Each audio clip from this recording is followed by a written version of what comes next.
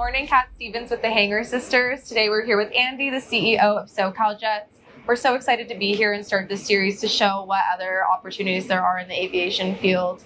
Yeah, thank you so much, Andy, for having us. Like Lauren said, we're really excited to be here. And could you just give us a brief overview on what SoCal Jets is and what your maintenance operation entails? Well, thank you. Thank you for having me. Our operation is a maintenance MRO, specializing on mid-size aircraft, Gulfstream, Citations, Hawkers, and some turboprops. And we work on maintenance, interiors, engine work, overhaul, sending out to overhaul shops, and working with our local vendors to provide additional work and manpower to our MRO operation. That is awesome. That's a lot. How did you get started in the aviation industry?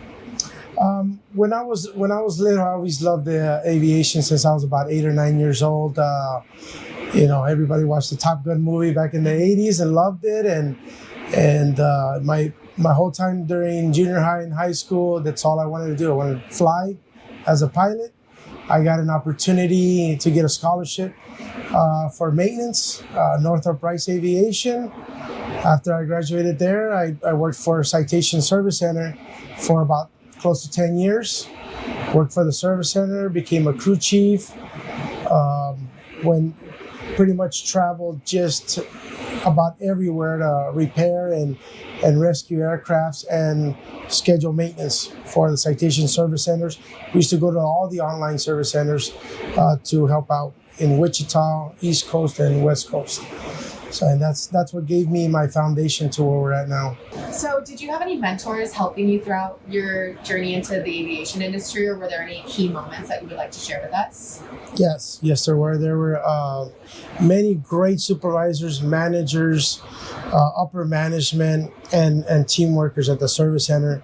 Service center was a great place to work with. One of the key persons is a friend of mine and was my supervisor the whole time there. His name is Louis Carlos. Pretty much taught me everything I know.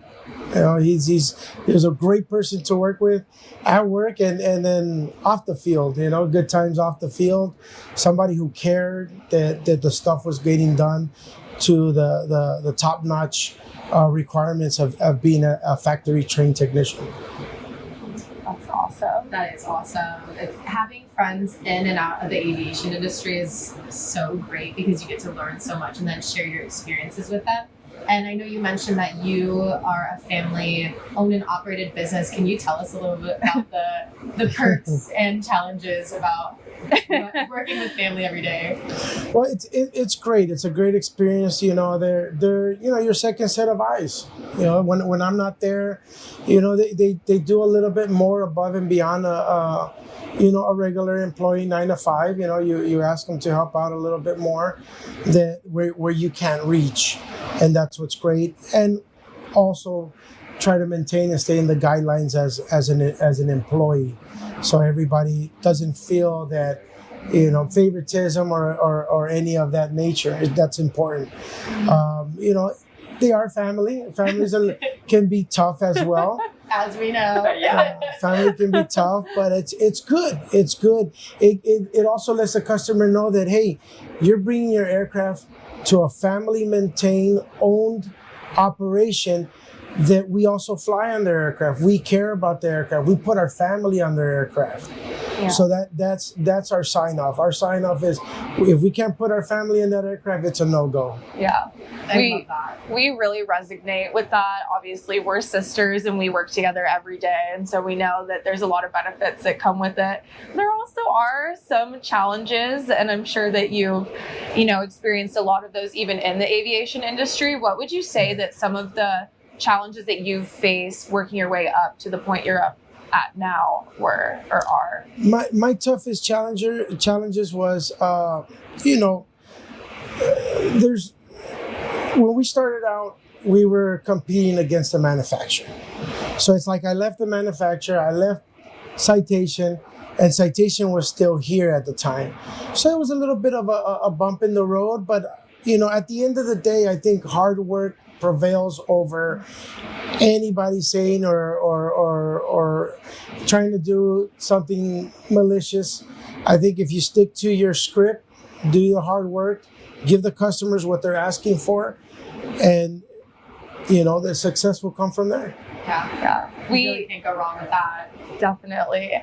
So we wanted to start this series to inspire maybe the next upcoming generations to get involved in the aviation industry and show them the different opportunities that there are. As a leadership role in the industry, would you say that hard work is one of the greatest strengths, or what are some of the values that you would see beneficial to some of these maybe upcoming generations? I think home value has a lot to do. Everybody works hard. Yeah. Everybody or can work hard, right? Working hard is definitely up there because the job's not done until it's done. So, but if you have those home values, you have good people around you, you treat people well, just like the way you want to be treated. It's a crazy circle. It's a circle that the customers see. They see that everybody works in tune with each other. The gears are all meshed and pushing into the forward direction, and the job gets done, and it gets done on time. So transitioning from citation to owning your own company, how do you stay up to date with all the latest trends and technologies? Well, one of the major operators that we work with, fractional ownership, is NetJets. So NetJets kind of keeps us makes us be at the top of our game. We do a lot of flight safety training.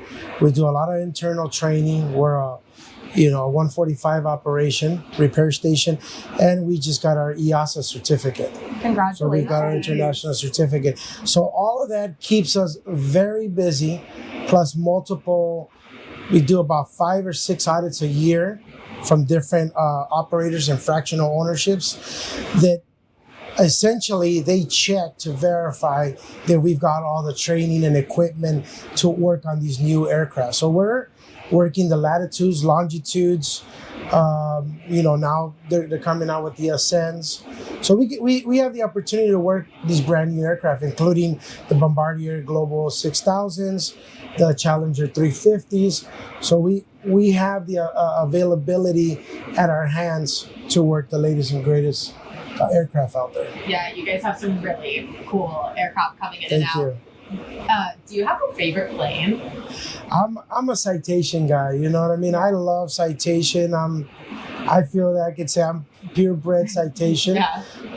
I love their product. I push their product. My customers, I try to steer them from a competitive product, just because the Cessna Citation support. Textron to me is top in the game, and I like to be in that middle of the top of the game. Absolutely. Oh, that's great. I love Citations, so I'm hoping to get type rated in those as soon as I can. The most iconic silhouette. They're gorgeous. Absolutely. And when you tear them apart 1,000 times in your lifetime, you're like, you really get intimate. Yeah. You're like, you do. You get intimate, you see them, and you're like, man, these things are, compared to other stuff that I've seen, they're very well built. I like it. I like the safety, security, and they stand by their product. That's great. Do you see a lot of development from when you started versus now in the technology, or has it remained pretty constant, you think? I think as far as like the nuts and bolts is the same, but the technology, the electronics, the navigation, I mean, we're in a whole different world when I started in 98. Wow. So, but it's great because that gives us, we're constantly being updated in the aviation world, avionics world, and even down to the interiors. I last MBAA, I was able to sit down in the new Ascend, and they have a beautiful interior that I've never seen before. I'm like, hey, you guys are doing it right. They are doing the right stuff for the customer that's sitting in the back. Oh yeah. Will you be at MBAA this year? Yes, I'll be hanging around. Okay, cool. We'll be there Maybe too. you can come and see us all. Oh, cool. Excellent. Other than that, so is a day-to-day at SoCal pretty much different every day, or what would you say day-to-day looks like for you? Day-to-day for me, it's my morning meetings with my guys. So before I was used to is just the managers and the crew chiefs and that's it. I like to, talk directly to the horse. You know what I mean? Yeah. I like to talk to my guys directly and see what are their issues, what are they battling on, what hasn't been accomplished because they've hit a hurdle, and that's what I attack. All the little stuff can be worked by everybody else, but I want to attack the big stuff and give them my key points so we can move on and move on to the next task. Yeah. After that, I'll move on to the office, get with my management team and office staff and see what's going on with day-to-day operation as far as everything from financing to accounts receivable and payable. That's really awesome. We start our mornings off with a meeting as well, even though it's just us two. But I feel like setting the tone for the day is so important, and really getting in with your team and figuring out structuring your day so you can make sure you get the things that need to get done. What needs to be done and Absolutely. then get it done. It's so important because sometimes Yes. I'll be running around without my list. I'm like, okay, well, I need to hit all my points for the day. Yeah. So it always helps us when we regroup in the morning and then just set the tone for the day. Yeah. If not, you put out fires and then you forget about everything else you got to do. Yeah, something will come up and then the list is the no list is more backburning. list. We're getting this done and then we'll get back to the list. Absolutely. Your story is so inspiring, and I think it's really great for people to get to know more about you. Do you have any messages or advice you would give to someone trying to enter this industry? I think do it. I think aviation is a key factor in the world. I love the private sector. I like to work with the elite, and I love the machines. We do more than just the commercial airlines and stuff like that. Which we do take care of as well here in Long Beach. But I would say do it. Anything from being a pilot, being in maintenance, being a parts clerk, being in the office, even being in the office of aviation company, it gives you the bug. My sister Tracy, she's got the bug. She's gonna start flying and she's gonna do great.